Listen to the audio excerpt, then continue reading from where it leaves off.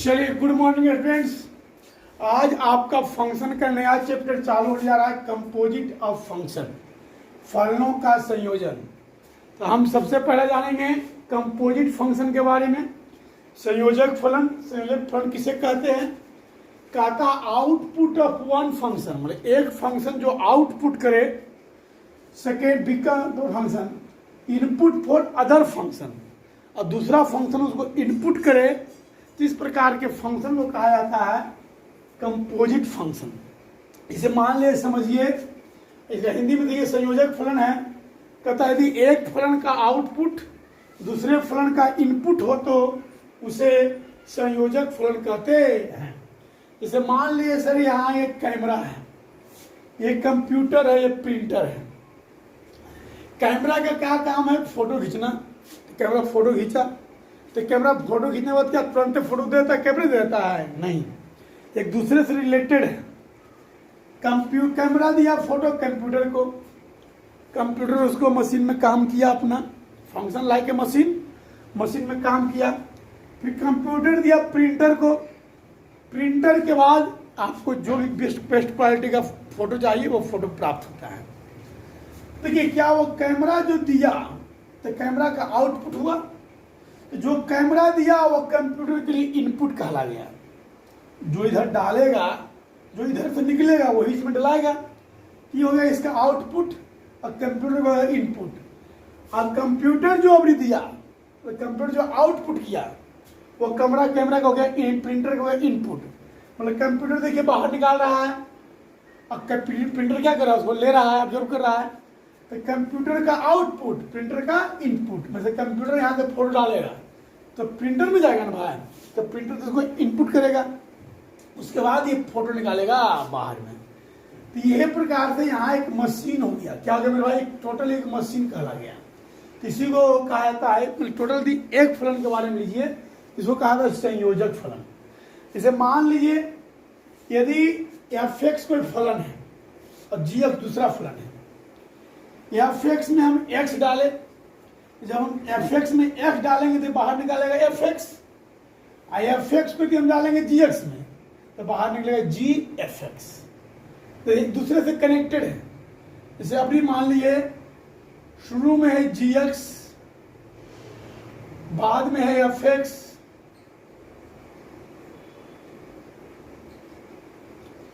यदि यहां से आप x डाले g(x) में, तो g(x) जो है ये f(x) में डलाएगा, उसके बाद हमको क्या निकलेगा? f(g(x). ये एक दूसरे से कनेक्टेड है। बहुत मतलब इस फंक्शन को जो हम पढ़ाने का मेन मकसद है, इसको हम आम जीवन में क्या प्रयोग करते हैं। तो आम जीवन में आप देखते हैं कि बहुत सारा मशीन एक दूसरे से कनेक्टेड रहता है, वो डायरेक्ट काम नहीं करता है। तो उसी को कहा जाता है कंपोजिट फंक्शन, कंपोजिट मशीन। मानिए जैसे आप समरसेबल चालू करते हैं घर में, टंकी बोला पानी पीने के लिए, तो क्या करते हैं? देखिए क्या क्या सिस्टम वहाँ आता है। पहले आपको स्टार्टर टिपते हैं। जैसे पहले मान लाइन दिए, लाइन में मतलब स्टार्टर टिपे तो लाइन यहाँ से निकला, स्टार्टर में गया, और स्टार्टर आप टिपे तो स्टार्टर से लाइन मोटर में गया। फिर मोटर से क्या हुआ? मोटर जब काम किया तो अंदर से पानी लाया, पानी बाहर फेंका। तो एक दूसरे से सब कनेक्टेड है कि नहीं मेरे भाई? तो उसी को कहा था कंपोजिट फंक्शन। ये जो हम लोग फंक्शन पढ़ेंगे, इसी प्रकार से आपका फंक्शन होगा। डायरेक्ट एक फंक्शन के बारे में नहीं पढ़ेंगे, यहाँ एक से अधिक फंक्शन मिलेगा, एक दूसरे से कनेक्ट होगा, और उसके बाद उससे कोई तीसरा फंक्शन का निर्माण होगा। यही पर हम इस चैप्टर में यही पढ़ेंगे मेरे भाई। जैसे समझिए ऐसा है कि मान लीजिए इस तरह से आ गया, ध्यान दीजिएगा। मान लीजिए कि ये है आपका ए समुच्चय है, ये दूसरा है बी समुच्चय। तो फंक्शन होगा ए से बी में। जो फंक्शन जाएगा कहां से कहां बनेगा? ए से बी में।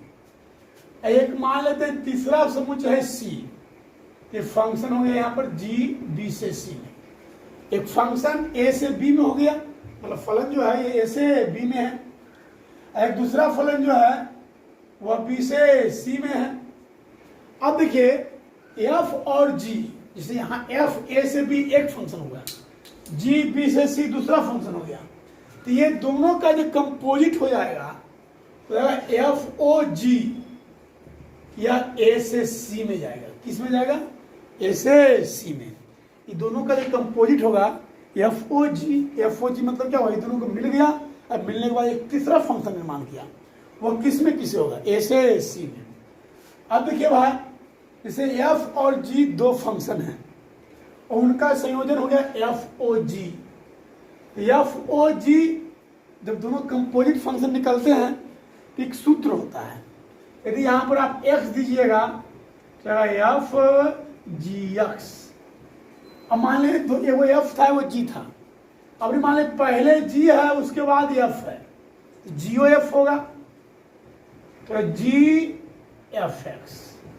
यदि मान लें पहले एफ है बाद में भी एफ है, दो फंक्शन है, पहले का भी एफ है दूसरा भी एफ है, compare F f x.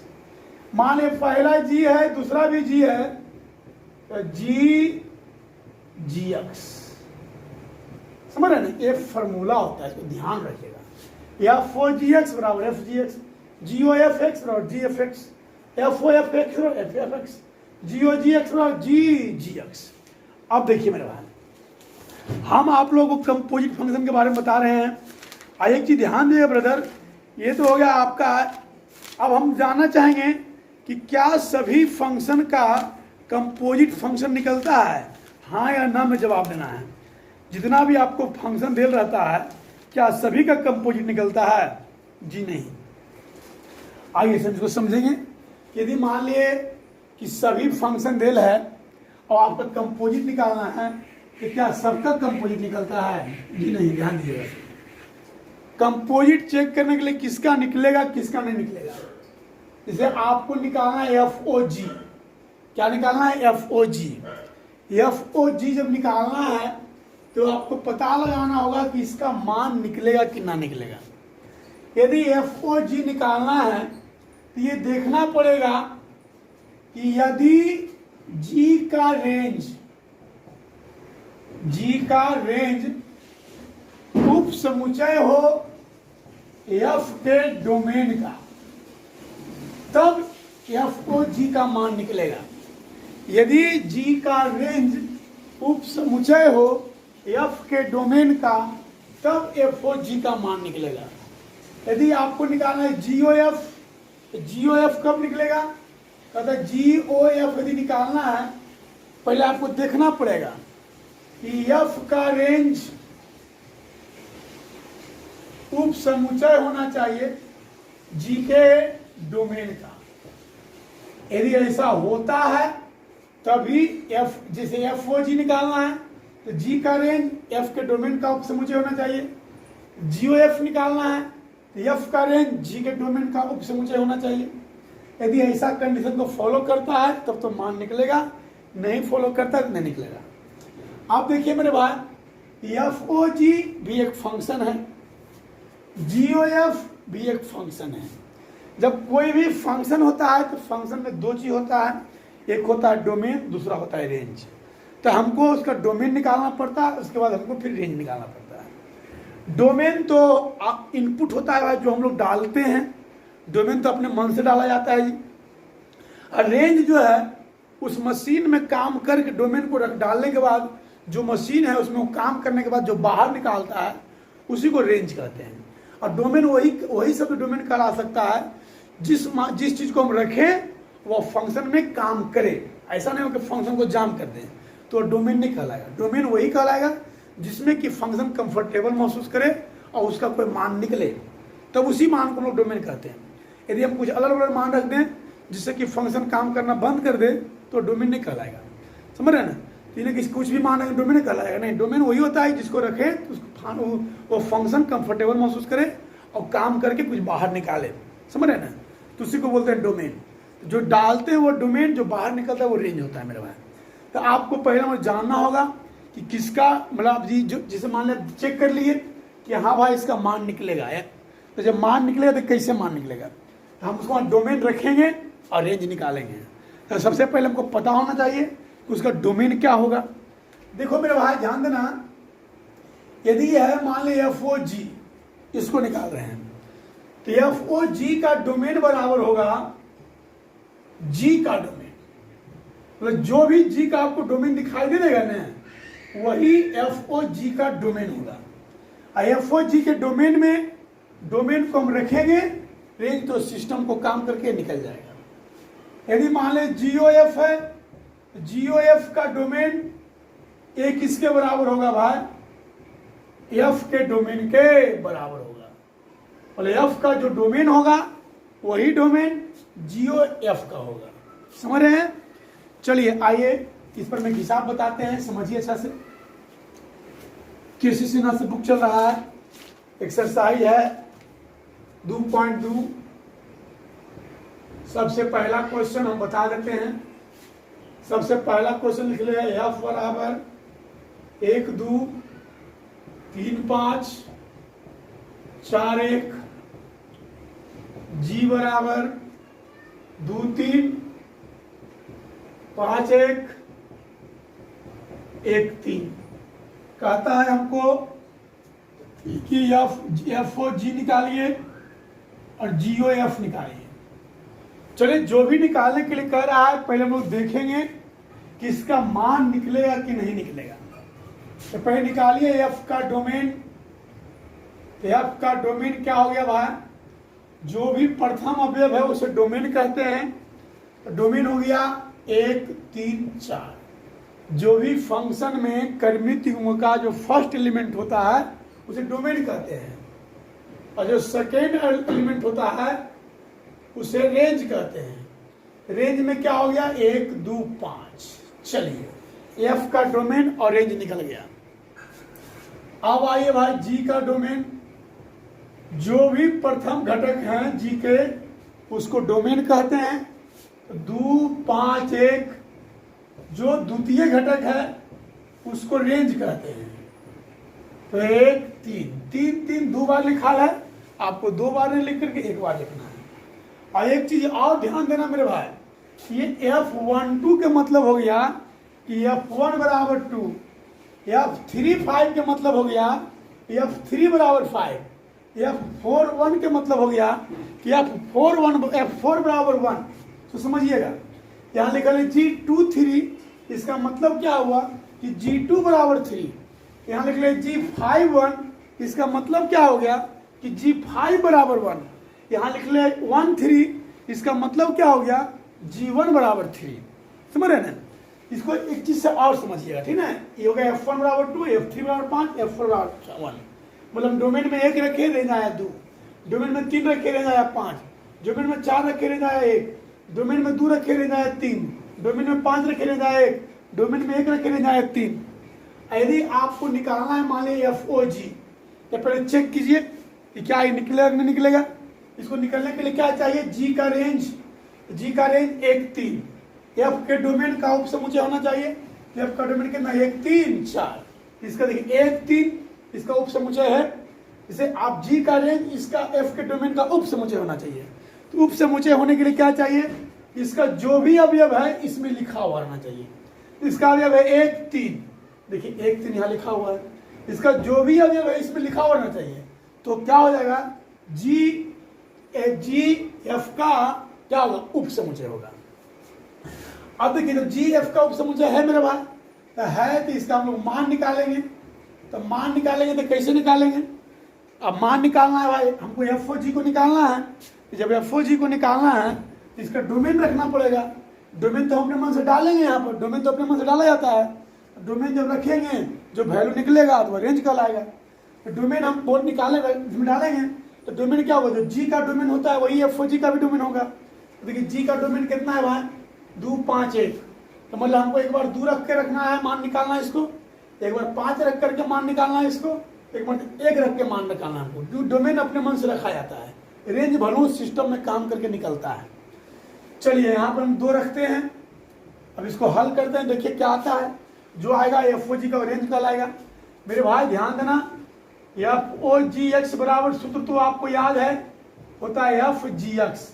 F o g x बराबर कितना था? F g x. अब देखिए एक्स का काम यहाँ 2 कर रहा है, ऐसे भी जानते हैं आप। एक्स को कहते हैं डोमेन और वाई को कहते हैं रेंज। तो हो गया जी एफ जी 2। अब देखिए G2 यहाँ है, G2 यहाँ देखिए G में आ गई, हम अभी तुरंत पहले बताए हैं कि 2 3 के मतलब हो गया कि G2 बराबर 3। चलिए यहाँ आ गया F3 आ गया, F3 है F आ गया, यहाँ 3 5 है, इसका मतलब हो गया कि F3 बराबर 5। चलिए फिर आइए अगला डोमेन क्या है भाई, G का डोमेन अभी 2 था लिखे, फिर 5 है, तो G5 हो जाएगा सूत्र के अनुसार से। G5 का मान कितना है, 1 है। F1 का मान कितना है, 2 है।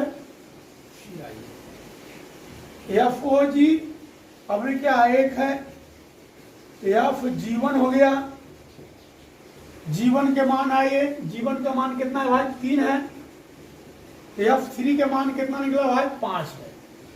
तथा FOG बराबर आ गया डोमेन 2 तो रेंज 5, 2 5, डोमेन 5 तो रेंज 2, 5 2, डोमेन 1 तो रेंज 5, 1 5, ये निकल गया भाई FOG। यदि हमको निकालना है, इसको उतार लीजिएगा, इसको मिटाएंगे हम यहाँ पर। यदि आपको निकालना है GOF कैसे निकालेंगे भाई, GOF के लिए क्या चाहिए, जो G का डोमेन होगा, मतलब जो F का डोमेन होगा वही GOF का भी डोमेन कहलाएगा। आइए GOF हम लोग निकालते हैं, पहले जो F का डोमेन वही GOF का डोमेन, तो F का डोमेन कितना है भाई, 1 है। 1 रखेंगे हम, सूत्र पर तोड़ेंगे, इस सूत्र कौन सूत्र का फॉलो कर रहा है, ये कर रहा है GOFX के सूत्र को फॉलो कर रहा है। सूत्र होता है GFX, तो GF1 हो गया, F1 का मान कितना है भाई, 2 हो गया, G2 का मान कितना है भाई, 3 हो गया। और आइए GOF, अब F का डोमेन कितना है भाई, 3 है भाई, GF3 हो गया। चलिए F3 का मान कितना है भाई, F3 का मान कितना है, 5 है। G5 हो गया, और G5 का मान कितना है, 1 है।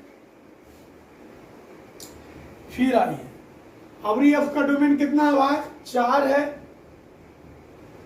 तो GF4 हो गया, F4 का मान कितना है, F4 का मान 1 है। G1 का मान कितना है, G1 का मान 3 है, तो कितना आ गया भाई, अतः GOF बराबर domain 1 range 3, 1 3, domain 3 range 1, 3 1, domain 4 range 1, 4 3। यहाँ क्या है भाई, ये तो पहला टाइप का हुआ कि यदि F और G क्रमित युग्म में रहे तब इसको FOG और GOF निकालना है। यदि F और G FX के रूप में, मतलब फंक्शन के रूप में रहे, X के रूप में रहे, तो उसको आप कैसे निकालिएगा। देखिए मेरे भाई, एक अगला क्वेश्चन है, ध्यान दीजिएगा। यदि मान लो क्वेश्चन ऐसा है, देखिएगा, यदि कहता है 7 नंबर में है कि F है रियल नंबर से रियल नंबर तथा G है रियल नंबर से रियल नंबर, Fx बराबर है cos x और Gx बराबर है 3x स्क्वायर। हमें साबित करना, पहले कहता है कि GOF तथा FOG निकालें और सिद्ध करें और दिखाएं कि GOF is not equal to FOG। हमको सिद्ध करना है कि GOF और FOG आपस में बराबर नहीं है। सबसे पहला चीज निकालना है GOF। जब भी इसको निकालेंगे तो क्या करते हैं, इसके बगल में डोमेन लिखते हैं। डोमेन किसे कहा जाता है, x वाले मान को, यहाँ x का, यहाँ fx का मतलब होता है y, मतलब यहाँ x का ही फंक्शन है, ये भी x का फंक्शन, मतलब y के रूप में है। मतलब मोटा मोटी समझिएगा कि यहाँ x का जो मान रखाएगा वो डोमेन कहलाता है, x के मान रखने के बाद जो वैल्यू आएगा वो रेंज होगा। मतलब f इसमें भी डोमेन x करेगा, gx का भी डोमेन गौर कीजिए, gx में भी क्या है, x का जो मान है उसको रखेंगे, उसके बाद हल करेंगे, जो मान आएगा x के जो मान को रखेंगे वो डोमेन कहलाएगा, और जो वैल्यू आएगा वो रेंज कहलाएगा। यहाँ पर इसका जब मान निकालना चाहते हैं तो हमको एफ के डोमेन को लिखना पड़ता है। एफ का डोमेन क्या हुआ, एक्स ही इसका डोमेन कहलाएगा, क्योंकि एक्स का ही मान रखेंगे तो हमको कॉस एक्स निकलेगा। तो डोमेन में कितना है भाई, एक्स। इसका सूत्र क्या हुआ, जी एफ एक्स। सूत्र के अनुसार सूत्र लिखाए हैं कि जी ओ एफ एक्स और जी एफ एक्स। अब आए जी, यहाँ लिखा हुआ एफ एक्स। एफ एक्स गौर कीजिए, एफ एक्स बराबर कितना लिखा हुआ है, कॉस एक्स। एफ एक्स का मान कितना है भाई, कॉस एक्स। अब गौर कीजिए सर, जी एक्स का मान है 3x²। यहाँ लिखा हुआ है जी कॉस एक्स, मतलब एक्स की जगह पर क्या लिखा गया, कॉस एक्स। यहाँ भी एक्स की जगह पर क्या लिखा गया, कॉस एक्स। तो 3 cos² एक्स। फिर हमको क्या निकालना है भाई, एफ ओ जी एक्स। बोलो क्या सूत्र होगा भाई, एफ जी एक्स। यहाँ है जी एक्स, जी एक्स का मान कितना होगा भाई, 3x²। अब आइए यहाँ है एफ एक्स, एफ एक्स का मान है cos एक्स। तो बोलिए एक्स की जगह पर क्या लिखा हुआ है, 3x²। तो यहाँ भी एक्स की जगह पर क्या लिखाएगा, cos 3x²। अब देखें भाई, क्योंकि 3 cos² एक्स बराबर नहीं है cos 3x² के, ये दोनों आपस में बराबर नहीं है। इसका मतलब क्या होगा भाई कि g o f x is not equal to f o g x. X हटाइए, डोमेन है एक्स, हटेगा तो क्या आएगा भाई, g o f is not equal to f o जी।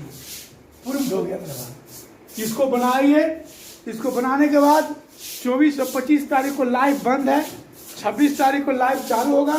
26 तारीख लाइव में आप एक्सरसाइज चल रहा है कौन 2.2 आप पूछ सकते हैं, जो प्रॉब्लम होगा उसको हम बताएंगे। चलिए धन्यवाद।